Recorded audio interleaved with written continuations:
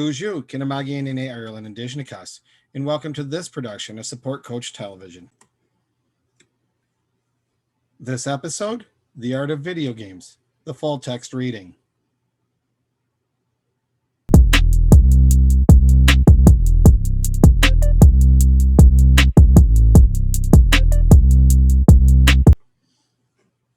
This video will be with all three reads in your Google Classroom. The first read will focus on the orange box questions with a focus on previewing, skimming, and scanning.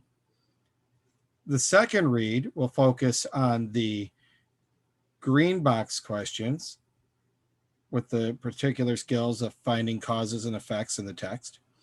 And the third read brings us to the blue boxes, focus on evaluating the article critically.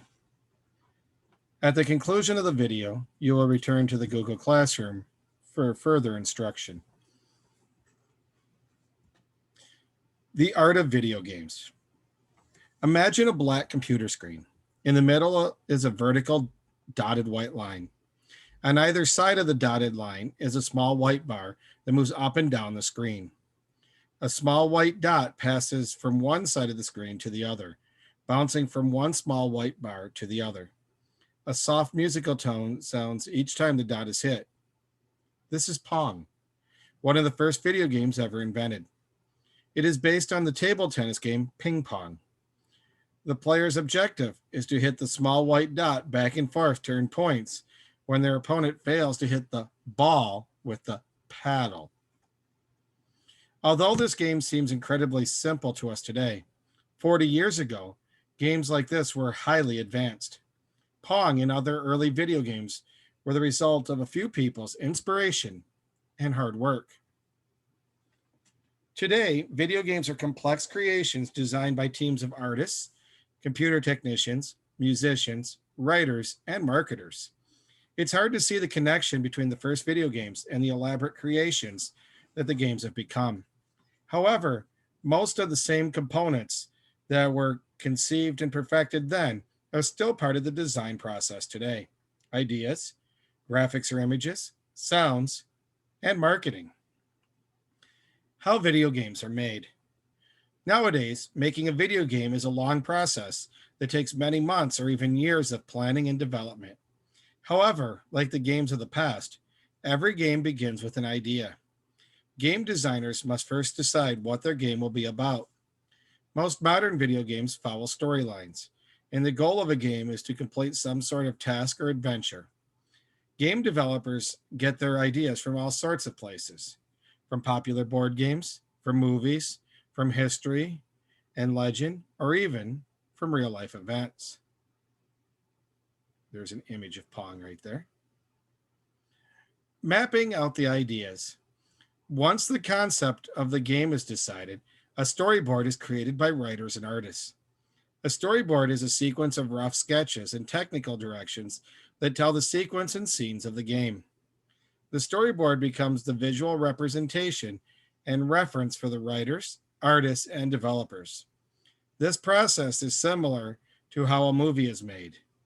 The major difference is that a video game has thousands of possible outcomes, so the storyboards are much bigger. The next step is to design the characters. Characters start out as sketches and drawings. They are drawn from different angles, so the designers have a complete picture of what they look like. The pictures are then scanned into a computer. A detailed exoskeleton is made of the character, showing every bone. Any parts of the character that might move, like joints, are identified for animation. Then the character is given an outward appearance. At this point, animation begins. Usually, a human actor wearing a special motion sensor suit is used to capture the motions of the character. The movements are mapped to the points identified on the exoskeleton that were recorded earlier. Video game storyboards show sketches on how the final frames will look. Creating the background. The next step is to create the setting. Video games are now very realistic. Artists try to make the scenery and sound effects as lifelike as possible. For example, city scenes will include tall skyscrapers, loud traffic, and busy sidewalks. and players hear everything from character size to the wind blowing. Today's games include not only hundreds of realistic sound effects, but they also have whole musical scores. Many video game design teams include musicians who compose songs for each scene of the game. The music complements the scenery and the action. Dark, scary music is used during suspenseful scenes, and triumphal marches are used during the victory scenes. The secret language of games. To make the game come together and actually work requires code. Any digital product, such as a computer or video game, works by code, a computer language that provides the device with instructions. Game coders write in this computer language how to tell the game what it looks like, how it moves, and how it is controlled by the player. Selling the games. The final stage of video game design is called post production. The game is complete, but it needs to be tested and reviewed.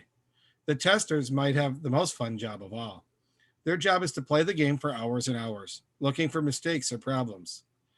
The list of issues is sent back to the developers for correction. Then the game goes to the rating board so it can be tested for content and age appropriateness. Marketers advise the game developers how best to sell their game. The marketers may suggest what images to put on the package. They may recommend how best to advertise the game. Once the marketing team is finished with the game, it is ready for you to play. Video games today are certainly more complicated than the few lines and bleeps from 40 years ago. But just like those first games, today's games are the result of people's hard work, cooperation, and imagination.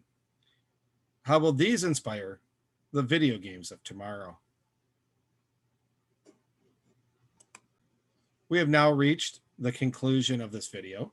You should return to the Google Classroom, and under the instructions, it'll tell you your next step. Have a minute, Gijagad? Minwa, Pama P.